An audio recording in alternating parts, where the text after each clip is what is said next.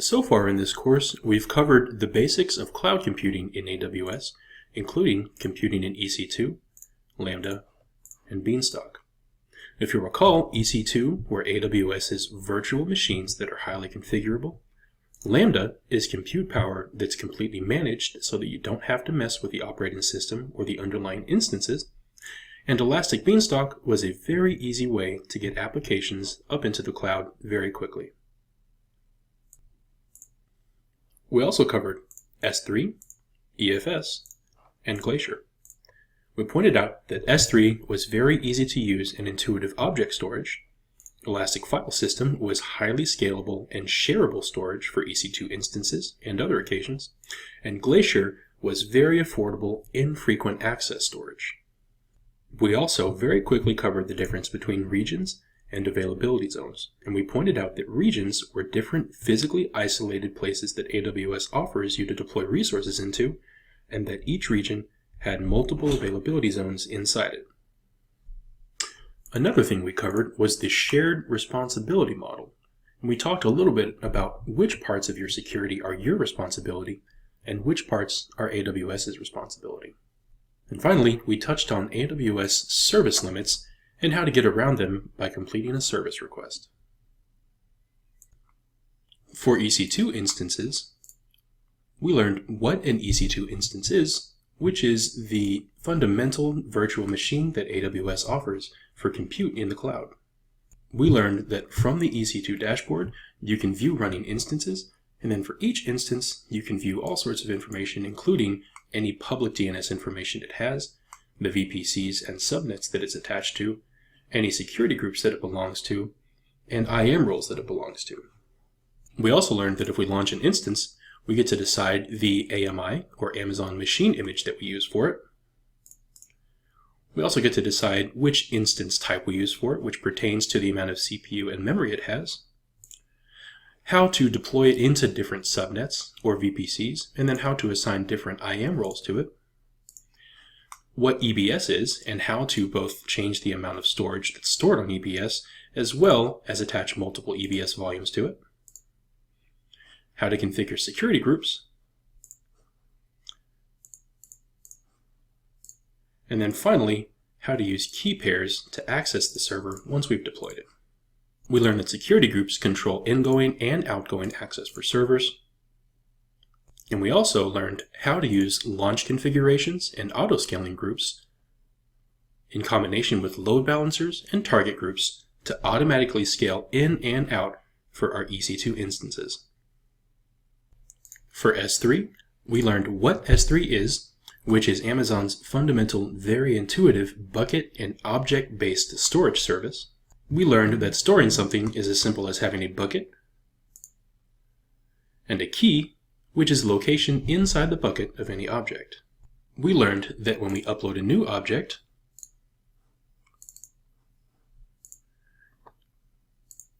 we can choose storage classes, encryption, and we can also add metadata and tags. For buckets, we learned that if we create a bucket, we can enter specific unique DNS compliant names and choose a region that we deploy the bucket into. We also learned that we can enable versioning and server access logging for the bucket, as well as encryption using a couple of different methods. We learned that while creating a bucket, we can also edit permissions for different owners and users for that bucket. Also, for any particular bucket, we learned that we can change its properties, including versioning, server access logging, default encryption, and several others.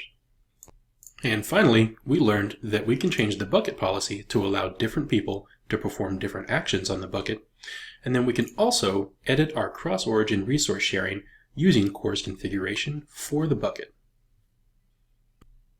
For CloudFormation, we learned what CloudFormation provides in the form of automated infrastructure as code. We learned to look at CloudFormation templates and see the individual pieces for what they are, including parameters, which are ways to input different parameters into a CloudFormation template, mappings, which are ways to map different values to different keys based on input, and of course resources, which represent actual resources and functions that you're going to create as a result of this CloudFormation code. We also learned that for any CloudFormation stack, we can provide outputs for other stacks or for our own reference. We learned about using CloudFormation intrinsic functions to grab different pieces of metadata and to perform other functions that we might need inside a template. We also learned about CloudFormation transforms, which we can use for a variety of different resources, including AWS serverless. We also learned that we can integrate CloudFormation with another AWS service called Systems Manager, and in particular a service called Parameter Store, to securely grab parameters for use in a CloudFormation stack. We learned that a CloudFormation stack is a CloudFormation template that's been turned into actual infrastructure. We also learned that a stack set is a stack that's been deployed to other accounts from the account you're in. For DynamoDB, we learned that it's a fully managed NoSQL database service that provides very fast and predictable performance with seamless scalability. We learned that with DynamoDB, we can create database tables that can store and retrieve any amount of data and serve any level of request traffic. We also learned that we can scale up or scale down our tables' throughput capacity without downtime or performance degradation, and we can use the management console to monitor our table's resource utilization and performance metrics. We learned how to create DynamoDB tables and then how to configure them. We also learned how to insert items into tables,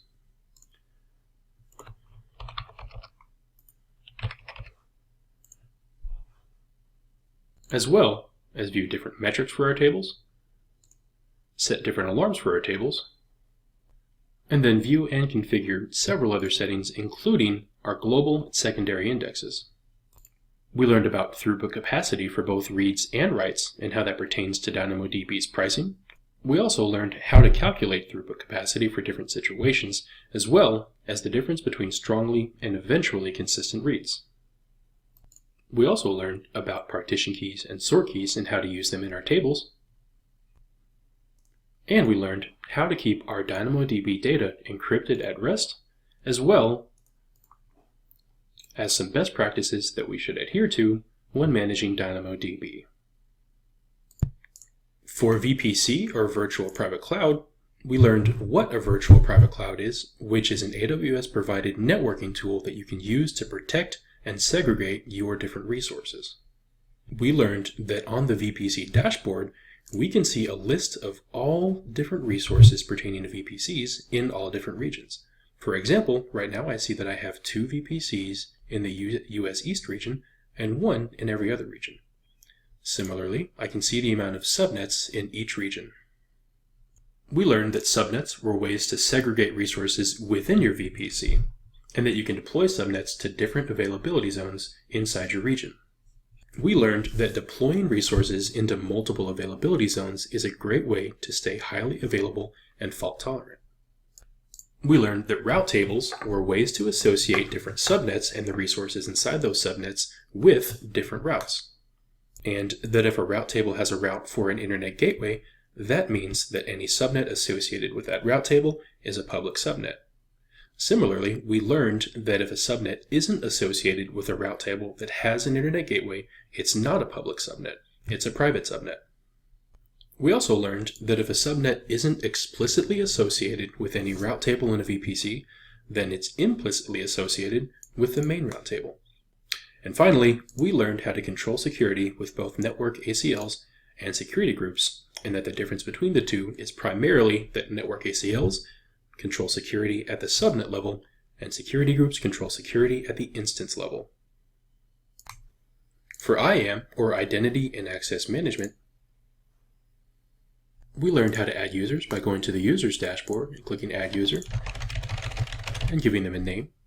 We also learned that we can give users either programmatic access or AWS Management Console access, or both if we prefer. We learned that we can give them an auto-generated or custom password. We also learned that we can give them permissions using a few different methods, either by attaching existing policies directly to them, copying permissions from an existing user, or the way that AWS recommends, adding them to a group. We learned that once a user is created, we're able to manage their security credentials for them, as well as assign multi-factor authentication devices if we prefer. We also learned how to create and rotate access keys for their programmatic access. We learned that groups are a great way to give users permissions based on their job role. We learned that once a group is created, all we have to do is select it, and then add users to the group, or remove them from the group if we need to. We learned that the way we attach permissions to groups are through policies, and that AWS provides many different AWS managed policies that we can choose from. Managed policies are groups of different permissions with different scopes, so that we can choose many different permission groups based on our job function. We learned that policies are JSON-based, and besides AWS managed policies, there are also user managed policies, which are policies that we create using JSON statements. We also learned that individual AWS services also need permissions to access different pieces of AWS, and we learned how to create roles for those services to assume in order to be able to do the things that they need. As an example, we created a role for EC2 instances to assume, so that EC2 instances can call the AWS API on behalf of other services. For AWS Lambda, we learned that Lambda is managed compute, meaning we can deploy compute functions to Lambda, but we don't have to manage any of the underlying instances or operating systems. We learned how to create a function, and that when we create a function, we can use AWS provided solutions or blueprints, or author one from scratch. We learned that Lambda offers a few different runtimes, including several versions of Python, Node, and .NET Core, as well as Go and Java. We learned that, like many other AWS services, Lambda requires permissions in the form of roles in order to interact with other AWS services. For functions that have already been created, we learned that if we don't want too many concurrent versions of the function to be working at any one time, we can throttle that function. We also learned about using qualifiers and actions to control versions and aliasing so that we can version control our functions. We learned that if we want to test Lambda functions, we can configure test events with example parameters and then test our functions. We also learned that using Lambda's visual editor, we can add triggers, also known as event sources, to our Lambda, which are sources that, when triggered, invoke the Lambda function. We learned that using the function code section in Lambda, we can edit the code inline if we want, or we can deploy a Lambda package via zip file or as a file from S3. We also learned that in the function code editor, we can change the runtime or change the handler. We learned that Lambda has default timeouts that start at 3 seconds and go up to 5 minutes, and that we can also edit the memory that Lambda uses to be between 128 and 3008 megabytes. We also learned that we can pass environment variables to Lambda to use as an input. And then finally, we learned that if Lambda needs to access any resources that are in a VPC, we can deploy Lambda to the same VPC, as well as choose subnets and security groups.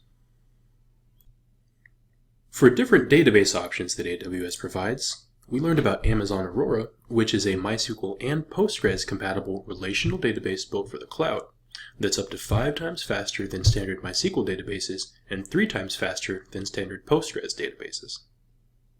We learned how to create a database instance and the different engine options, including Aurora, that are available to RDS database instances. We also learned that for each of the several engine options, you can choose different editions. We learned the difference between provisioned with Aurora, and serverless capacity types, as well as how to choose the right database instance class for us. We also learned about read replicas and multi-availability zone deployment.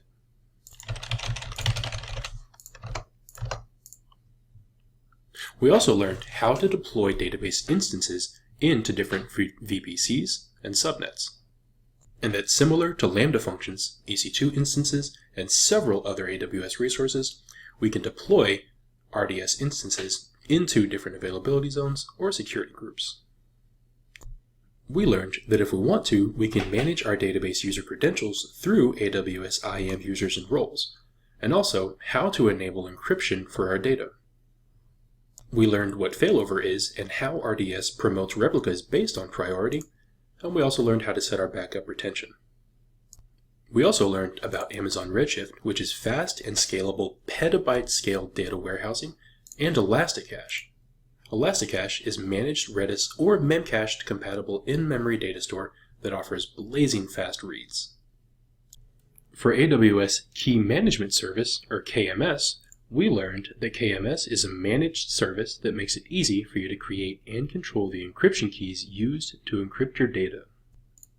We learned how to create encryption keys, as well as decide if the key is going to be KMS or external and imported. We also learned that just like most resources in AWS, we can provide metadata in the form of tags. We learned that who can administer this key, in other words, who can use and configure this key, as well as who can use this key to encrypt and decrypt data in other applications and AWS services. We also learned that key policies are JSON documents just like IAM policies. And as an example, we showed how to encrypt an S3 bucket using a KMS key. For Amazon Simple Workflow Service, or SWF, we learned that SWF makes it easy to build applications that coordinate work across distributed components. We learned that a task represents a logical unit of work that is performed by a component of your application, and that coordinating tasks across the application involves managing inter-task dependencies, scheduling, and concurrency in accordance with the logical flow of the application. We learned to use distributed asynchronous applications known as workflows, which coordinate and manage the execution of activities and that can be run asynchronously across multiple computing devices and can feature both sequential and parallel processing. We learned that we interact with activity workers and deciders by providing them with work assignments known as tasks. As an example, we launched a sample workflow that takes an image from an S3 bucket and generates either a sepia or a grayscale image from it, and then re-uploads it to a bucket. We learned that Amazon Simple Queue Service offers a secure, durable, and available hosted queue that lets you integrate and decouple distributed software systems and components. We also learned that SQS supports both standard and first-in, first-out queues and the differences between those. We learned that standard queues offer unlimited throughput, at least once delivery, and best effort ordering, while first-in, first-out queues offer high throughput, exactly once processing, and first-in, first-out delivery. We learned that you should use the standard queue when throughput is important, and the first-in, first-out queue when order is important. We also created an example queue, and then went through both sending and accepting messages.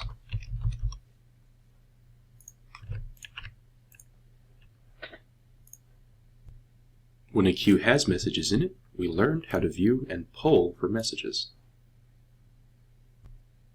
We also learned how to use the Amazon CLI in an EC2 instance to accept messages and how to delete messages from the AWS Management Console. For Amazon SNS, or Simple Notification Service, we learned that SNS is a web service that coordinates and manages the delivery or sending of messages to subscribing endpoints or clients. We learned that in SNS there are two types of clients, publishers and subscribers, also referred to as producers and consumers. Publishers communicate asynchronously with subscribers by producing and sending a message to a topic, which is a logical access point and communication channel.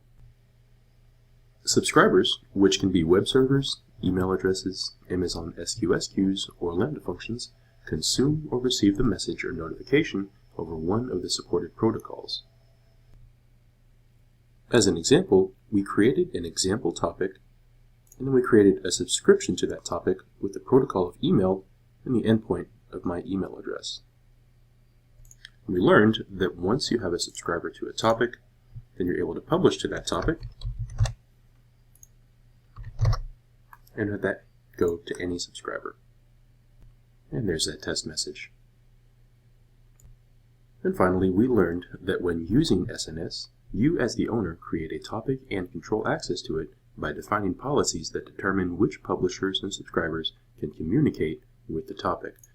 A publisher sends messages to topics that they have created or to topics they have permission to publish to.